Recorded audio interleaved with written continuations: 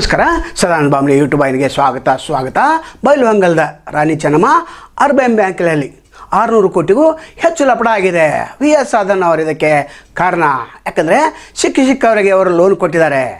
ಅದು ಅಲ್ಲದೆ ತಮ್ಮ ಮನೆತನಕ್ಕೆ ತಮ್ಮವರಿಗೆ ಹೆಚ್ಚು ಲೋನ್ ಕೊಟ್ಟು ಲಪಡ ಮಾಡಿದ್ದಾರೆ ಅಂತ ಆರೋಪ ಕೇಳಿ ಬರ್ತಾ ಇದೆ. ಈ ಹಿಂದೆ ಕೂಡ ಜಿಲ್ಲಾಧಿಕಾರಿ ಕಚೇರಿ ಮುಂದೆ ಇವರ ವಿರುದ್ಧ ಧ್ವನಿಗೂಡಿಸಿದರು. ಗ್ರಾಹಕರು ಅಂದರೆ ಯಾರು ಡಿಪಾಸಿಟ್ ಇಟ್ಟಿದ್ದಾರೆ ಅವರು ಇವರನ್ನು ಬಂಧಿಸಬೇಕು, ಇವರ ಮೇಲೆ ಕ್ರಮ ಕೈಗೊಳ್ಳಬೇಕು ಅಂತ ಹೇಳಿದರು. ಆದರೆ DC ಅವರು ಬಂದಿವಿ. ನಾವು ಬ್ಯಾಹಟ್ಟಿ ಕಿತ್ತೂರು ನಮ್ಮ ಸೊಸೈಟಿ ಒಳಗೆ ನಾವು 13 ವರ್ಷದಿಂದ ವಹಿವಾಟನ್ನು ಮಾಡ್ತಾ ಇದ್ವಿ. ಅಲ್ಲಿ ನಾವು ಡೆಪಾಸಿಟನ್ನು ಮಾಡಿದ್ವಿ. ಅದೇ ರೀತಿ ನಾವು ವಹಿವಾಟನ್ನು 13 ವರ್ಷದಿಂದ ಮಾಡ್ಕೊಂಡು ಬಂದರು. ಈ ರೀತಿ ಯಾವುದೇ ರೀತಿ ಪ್ರಾಬ್ಲಮ್ ಆಗಿರಲಿಲ್ಲ.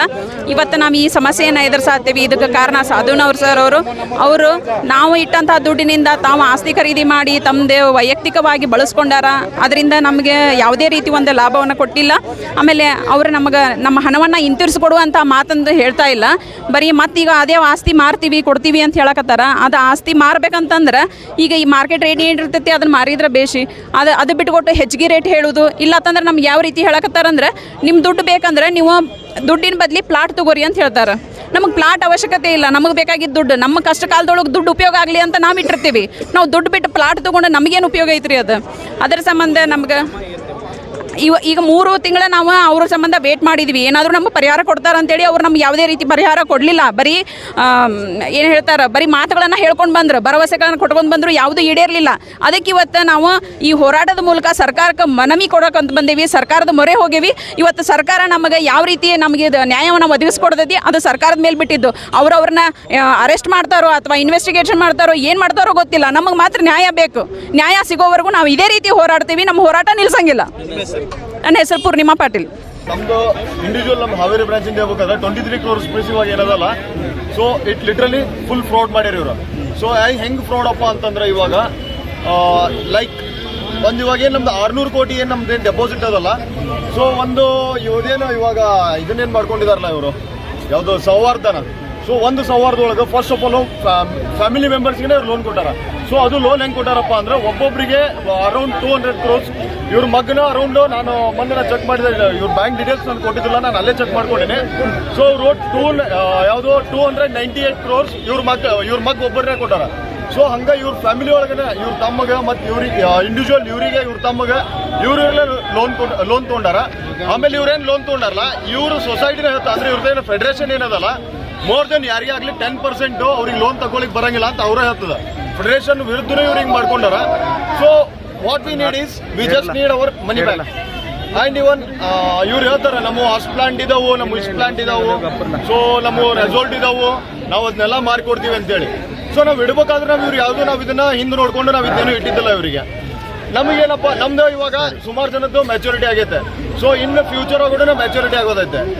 ಇವಾಗ ಇವ್ರ ಮಾತು ಕೇಳಿ ಬ್ಯಾಂಕ್ ಏನು ಮುಳುಗಿ ಹೋಗ್ತದೆ ಅಂತ ಹೇಳಿ ಈಗ ಏನು ಮಾಡಿದಾರೆ ಅಂದ್ರೆ ಕಸ್ಟಮರ್ಸು ಎಲ್ಲರೂ ಅವ್ರವ್ರದ್ದು ಮುಂದಿನ ಏನು ಮ್ಯಾಚುರಿಟಿ ಡೇಟ್ ಇರ್ತಾವಲ್ಲ ಅವನ್ನ ಇವಾಗ ಕ್ಲೋಸ್ ಮಾಡ್ಕೊಂಡಿದ್ದಾರೆ.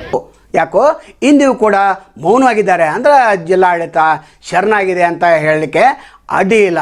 ಇನ್ನು VS ಸಾಧನ್ ಅವ್ರ ಬಗ್ಗೆ ಹೇಳಬೇಕಾದ್ರೆ ಇವರು ಹಿಂದೆ MLC ಚುನಾವಣೆಗೆ ನಿಂತಿದ್ದರು. ಆಗ ಗ್ರಾಮ ಪಂಚಾಯತಿ ಏನು ಮೆಂಬರ್ಸ್ ಇರ್ತಾರೆ ಅವರಿಗೂ ಕೂಡ ಬಂಗಾರ ಉಂಗುರವನ್ನು ಕೊಟ್ಟಿದ್ದರು. ನಂತರ ಬೆಳಗಾವಿ ರೆಸಿಡೆನ್ಸಿ ಅಂತೇಳಿ ಕಿರಣ್ ಸಾಧನ್ ಅವ್ರ ಹೆಸರ ಮೇಲೆ 200 ಕೋಟಿ ಅಲ್ಲಿ ಹಣವನ್ನು ಹೂಡಿದ್ದಾರೆ. ನಂತರ ಎಲ್ಲೆಲ್ಲಿ ಲ್ಯಾಂಡ್ ಡೆವಲಪರ್ಸ್ ಇದ್ದಾರೆ ಅಲ್ಲೆಲ್ಲಿ ಕೂಡ ಇವರು ಹಣ ಹೂಡಿದ್ದಾರೆ ಅಂತ ಆರೋಪವನ್ನು ಮಾಡ್ತಾ ಇದ್ದಾರೆ. ನಿನ್ನೆ ಹಾವೇರಿ, ಹುಬ್ಬಳ್ಳಿ, ಧಾರವಾಡ ಮತ್ತು ಬೈಲಹೊಂಗಲಕ್ಕೂ 1500ಕ್ಕೂ ಹೆಚ್ಚು ಜನ ಡಿಪಾಸಿಟರ್ಸ್ ಇವರ ಮನೆ ಮುಂದೆ ಧರಣಿ ಕೂಡಿಸಿದರು.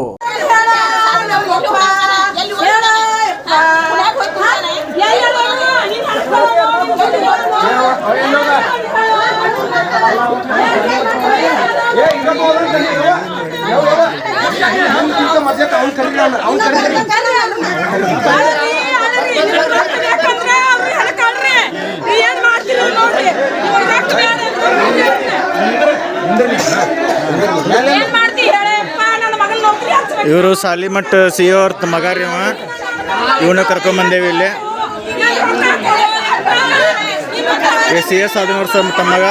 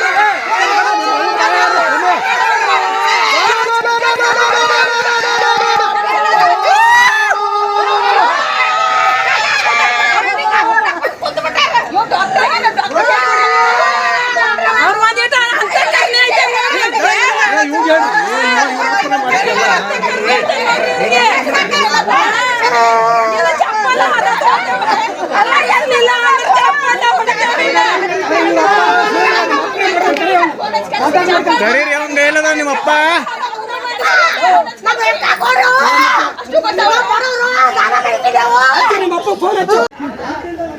ನೋಡ್ರಿ ಸಿ ಎಸ್ ಸಾಧನವ್ರ ಮನೆಗೆ ಮುತ್ತಿಗೆ ಹಾಕಿವಿ. ಅವ್ರ ಸ್ವಂತ ಸಣ್ಣ ಮಗ ಸೂರಜ್ ಅವ್ನು ಸಿಕ್ಕಾನ ಇವತ್ತು.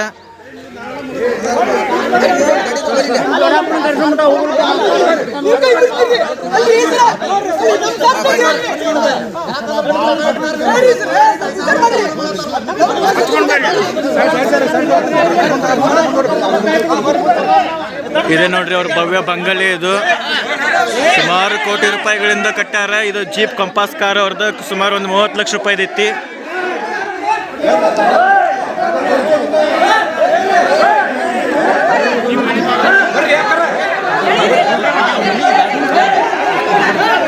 ಇವ್ರ ಹೆಸರು ಸೂರಜ್ ಸಾಧನವ್ರ ಅಂತ ಹೇಳಿ.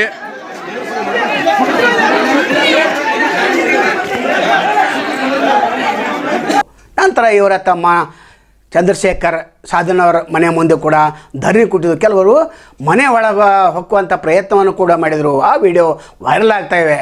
ಅದು ಅಲ್ಲದೆ ಇವರು ಸಾಧನವರು ಓಡಿ ಹೋಗಿದ್ದಾರೆ ಅಂತ ಒಂದು ಸುದ್ದಿ ಕೂಡ ಇದೆ. ಒಟ್ಟಾರೆ ಸಾಧನವರು ಯಾವಾಗ ಬಂಧಿಸ್ತೀರಿ ಅಂತೇಳಿ ಗ್ರಾಹಕರು ಕೇಳ್ತಾ ಇದ್ದಾರೆ. ನಂತರ ನಮ್ಮ ಡಿಪಾಸಿಟ್ ನಮಗೆ ಬೇಗನೆ ವಾಪಸ್ ಕೊಡದಿದ್ದರೆ ಉಗ್ರ ಹೋರಾಟ ಮಾಡ್ತೇವೆ ಅಂತೇಳಿ ಹೇಳ್ತಾ ಇದ್ದಾರೆ. ಒಟ್ಟಾರೆ ಸಾಧನವರವರು ಈಗ 600 ಕೋಟಿಗೂ ಹೆಚ್ಚು ಲಪಡದಲ್ಲಿ ಸಿಕ್ಕಿ ನರಳ್ತಾ ಇದ್ದಾರೆ ಅಂತ ಹೇಳ್ಬೋದು. ಕಳೆದ 1 ವರ್ಷದಿಂದ ಠೇವಣಿಟ್ಟವರು ಬ್ಯಾಂಕಿಗೆ ಎಡ್ತಾಗ್ತಾ ಇದ್ದಾನೆ 113 ಶಾಖೆಗಳಿಗೆ. ಇವರು ಮೇಲಿನ ಮೇಲೆ ಭೇಟಿ ಕೊಡ್ತಾ ಇದ್ದರು ಕೂಡ ಇವರ ಡಿಪಾಸಿಟ್ ಹಣ ಮರಳಿ ಸಿಗ್ತಾ ಇಲ್ಲ. ಸತೀಶ್ ಜಾರಕಿಹೊಳಿ ಇದನ್ನು ಗಮನಿಸಬೇಕು. ಯಾಕಂದರೆ ಕಾಂಗ್ರೆಸ್ ಮುಖಂಡರನ್ನು ನೀವು ರಕ್ಷಣೆ ಮಾಡ್ತಾ ಇದ್ದೀರಂತ ಆರೋಪ ಕೂಡ ಕೇಳಿ ಬರ್ತದೆ. ಕಾಂಗ್ರೆಸ್ ಮುಖಂಡರವರು ಸಿದ್ದರಾಮಯ್ಯ ಅವರು ಇದನ್ನು ಗಮನಿಸಬೇಕು. ಯಾಕಂದರೆ ಸಂಗೊಳ್ಳಿ ರಾಯಣ್ಣ ಕೋಆಪರೇಟಿವ್ ಸೊಸೈಟಿ ಅವರ ಅಧ್ಯಕ್ಷರನ್ನು ನೀವು ಬಂಧಿಸಿದ್ರಿ. ನಂತರ ಬಿ ಆರ್ ಪಾಟೀಲ್ರನ್ನು ಕೂಡ ನೀವು ಬಂಧಿಸಿದ್ರಿ. ಆದರೆ ಈಗ ಯಾಕೆ ಬಂಧನಿಲ್ಲ? ಯಾಕಂದರೆ ಏನು ರಾಯಣ್ಣ ಅಧ್ಯಕ್ಷ ಆನಂದಪ್ಪಗೌಡರನ್ನ ನೀವು ಬಂಧಿಸಿದ್ರಿ. ಆಗ 200 ಕೋಟಿ ಇತ್ತು. ನಂತರ ಇನ್ನು ಬಸವೇಶ್ವರ ಬ್ಯಾಂಕ್ ಏನಿತ್ತು ಚೆಕ್ ಕೊಡಿದ್ದು ಆ ಪಾಟೀಲ್ನು ಕೂಡ ಬಂಧಿಸಿದ್ರಿ. ಆದರೆ ಈಗ ಯಾಕಿಲ್ಲ? ಈ ಹಿಂದೆ ಜಿಲ್ಲಾಧಿಕಾರಿ ಕಚೇರಿ ಮುಂದೆ ಸಾಧನವ್ರು ಚೌರ್ಯದಾರಂತೆ ಒಂದು ಘೋಷಣೆ ಕೂಡ ಕೂಗಿದ್ರು. ಆ ವಿಡಿಯೋ ಕೂಡ ವೈರಲ್ ಆಗಿತ್ತು. ಒಟ್ಟಾರೆ ಎಲ್ಲ ಫೆಡರೇಷನ್ದವರು ಕೂಡ ಇವರ ಸಾಥ್ ನೀಡ್ತಾ ಇರೋದಂಥ ಆರೋಪ ಕೇಳಿ ಬರ್ತಾ ಇದೆ. ಯಾಕಂದರೆ ಇಷ್ಟೊಂದು ದೊಡ್ಡ ಲಪಡ ಇದೆ. ಯಾವುದೇ ಒಂದು ಆಸ್ತಿ ಪಾಸ್ತಿಯನ್ನು ಇಟ್ಟುಕೊಂಡಿದೆ ತಮ್ಮವರಿಗೆ ತಮ್ಮ ಮನೆತನದವ್ರಿಗೆ ಹೆಚ್ಚು ಡಿಪಾಸಿಟ್ ಹಣವನ್ನು ಕೊಟ್ಟಿದ್ದರಿಂದ ಇದು ಲಾಸ್ದಲ್ಲಿ ಬಂದಿದೆ. ಒಟ್ಟಾರೆ ಈ ಬ್ಯಾಂಕಿನ ಪರಿಸ್ಥಿತಿ ಎಲ್ಲಿ ಹೋಗಿ ಮುಟ್ತೆ ಅಂತ ಯಾರಿಗೂ ಹೇಳಲಿಕ್ಕೆ ಆಗ್ತಾಯಿಲ್ಲ. ನಂತರ ಲಾತೂರ್ ವಕೀಲರು ಕೂಡ ಇದನ್ನು ಗಮನಿಸಬೇಕು. ಯಾಕಂದರೆ ನೀವು ಕಾರ್ಮಿಕರ ಪರವಾಗಿ ನಿಂತವರು, ಇದನ್ನು ಕೂಡ ನೀವು ಗಮನಿಸಬೇಕಾಗ್ತದೆ. ನಂತರ ಜಿಲ್ಲಾಡಳಿತ ಸುಮೋಟೋ ಪ್ರಕರಣವನ್ನು ದಾಖಲಿಸಿಕೊಡ್ಬೇಕು. ಯಾಕಂದರೆ ಸಾಧನವ್ರ ಮೇಲಿಂದ ಮೇಲೆ ಹೇಳ್ತಾರೆ ನಾನು ಎಲ್ಲ ಡಿಪಾಸಿಟನ್ನು ಮರಳಿಸ್ತೇನೆ ಅಂತ ಹೇಳ್ಕೊತಾನೆ ಬಂದಿದ್ದಾರೆ. ಆದರೆ 1 ಪೈಸೆನೂ ಕೂಡ ಕೊಟ್ಟಿಲ್ಲ. ಹೀಗೆ ಮುಂದುವರೆದರೆ ಜಿಲ್ಲಾಡಳಿತಕ್ಕೂ ಕೆಟ್ಟ ಹೆಸರು ಬರ್ತದೆ. ಅಂದರೆ ಫೆಡರೇಷನ್ದವರು ಈಗ ಎಲ್ಲ ಶಾಮೀಲ ಇದ್ದಾರೆ. ಹೀಗಾಗಿ ಈತನ ಮೇಲೆ ಕ್ರಮ ಕೈಗೊಳ್ತಾ ಇಲ್ಲ. ನಾನು ಮೀಟಿಂಗ್ ಕರಿತೇನೆ, ಅಲ್ಲಿ ಮೀಟಿಂಗ್ ಕರಿತೇನೆ, ಇಲ್ಲಿ ಮೀಟಿಂಗ್ ಕರಿತೇನೆ, ಆದಷ್ಟು ಬೇಗನೆ ಕೊಡ್ತೇನೆ ಅಂತ ಹೇಳ್ತಾನೆ ಇದ್ದಾರೆ. ಆದರೆ ಯಾವುದೂ ಸರಿಯಾಗಿ ಮಾಡ್ತಾ ಇಲ್ಲ. ಹಾಗಾದರೆ ಬಂಧನ ಯಾವಾಗ ಅಂತೇಳಿ ಡಿಪಾಸಿಟರ್ ಕೇಳ್ತಾ ಇದ್ದಾರೆ. ಇದಕ್ಕೆ ಜಿಲ್ಲಾಡಳಿತ ಉತ್ತರವನ್ನು ಕೊಡಲೇಬೇಕು. ಡಿಪಾಸಿಟನ್ನು ಬೇಗನೆ ಸಿಗಲೇಬೇಕು. ನಾಳೆ ಮತ್ತೊಂದು ತಮ್ಮನ್ನು ಭೇಟಿ ಆಗ್ತೇವೆ. ಅಲ್ಲಿವರೆಗೆ ಎಲ್ಲಿ ಶುಭಾಗಲಿ. ನಮಸ್ಕಾರ.